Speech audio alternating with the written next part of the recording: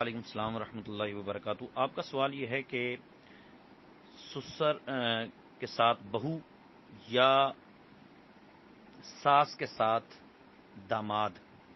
حج کے لیے جا سکتا ہے، سفر کر سکتا ہے یا نہیں؟ جائز تو ہے، جائز ہے، لیکن فی زمانہ یہ احتیاط کی جائے کہ جوان مرد اپنی جوان ساس کے ساتھ تنہا سفر نہ کرے، یعنی 50-55 سال 60 سال کی بھی عورت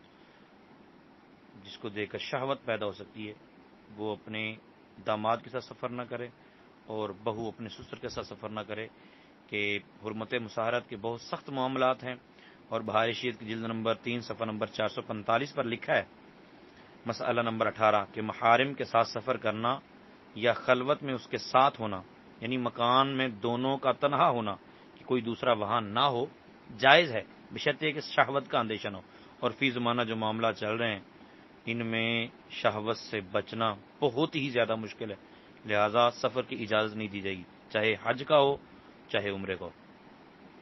بلکہ دونوں جوان بہن بھائیوں کو بھی اجازت نہیں دی جائے گی۔